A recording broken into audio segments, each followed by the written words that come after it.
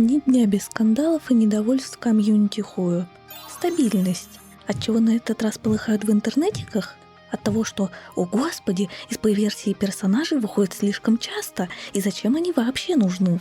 Можно же просто сделать скин, правда? Неправда. СП-версия — это не новый скин за денежку. Это полноценный новый персонаж со своими механиками, даже если выглядит он похоже, и путь у него тот же. Да и то таких случаев на всю игру у нас всего 2. На момент версии 4.3.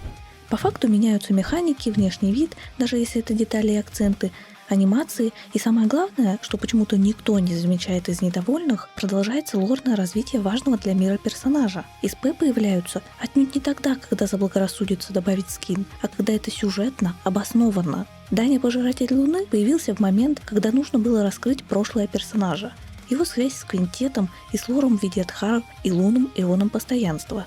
Настоящую Тинь-Юнь мы вообще не видели до Фуги, так как на Лофу Сяньчжоу под ее внешкой все время скрывалась Фантилия. Настоящая Тинь-Юнь в этот момент находилась при смерти, и потом ее нашла Жуань Мэй. Чтобы вернуть ее с того света, Жуанька провела ряд биологических экспериментов. В результате Тинь-Юнь выжила, но сильно изменилась не только внешне, но и внутренне. Если вам интересны подробности каждого СП-персонажа, напишите в комментариях, я разберу каждого по лорному пикселю. Сейчас все-таки немножко не об этом. Великая Герта — это обоснованно добавленный оригинал. До этого мы видели только ее куклу, тут вообще не понимаю, до чего докопаться можно было. Темень, оккультушная версия Март 7, это вообще продолжение лора, который начался еще с релиза игры и напрямую связано с ее сюжетной линией и раскрытием тайн.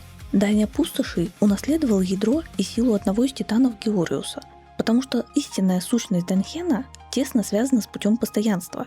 Это буквально вытекает из прошлой СП-версии. История со Спаркси и Искоркой – это вообще история фактически двух личностей – Маски и Недотёпы. Хотя мне не нравится эта часть сюжета, нельзя отрицать, что в Пиноконе персонажа вообще не раскрыли, и этот сюжет двумернее был обоснован. Волчек пока что выглядит как самая слабая мотивация для СП. В патче ее было мало, логика жиденькая, вроде как можно было обойтись и без картриджа, но это еще посмотрим на следующей патче. Блейд тоже получил законное развитие своего сюжета. История с плотью Шуху началась еще в первых патчах игры и активно продвигалась каждый раз, когда упоминалось изобилие. Мне лично, конечно, все равно не хватило Блейда в 4.3, но слава богу, персонажи тут раскрываются и в последующих патчах, так что преданно ждем. Про Химека сказать сложно, ее лор мы пока не знаем на момент видео, но подозреваю, что все эти истории про огромную руку с небес были неспроста. И так оговорюсь, не все персонажи получают СП. У нас все еще много филлерных персонажей, светящихся в паре патчей, а потом появляющихся только в ивентах. И все-таки СП-версия — это продолжение арки персонажа. В гачах персонажи обычно застывают во времени навсегда, а тут Хою реально вкладываются в сюжетную эволюцию. Ты видишь, как персонаж меняется, развивается с новых сторон и растет. Для тех, кто полюбил персонажа, это подарок. И это же выгодно всем.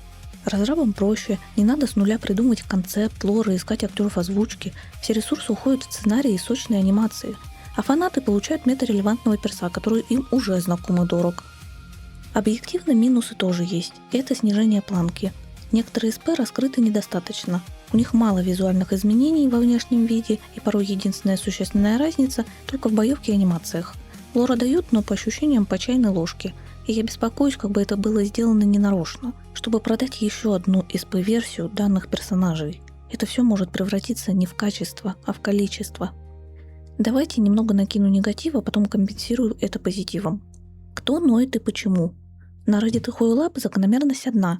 Это те, кто каждый патч хочет 2 свежих ноунеймов. Им важна цифра, а не глубина. Каждые 6 недель новая вайфу, без сюжета, но с короткой юбкой или шикарным декольте. Дайте 2.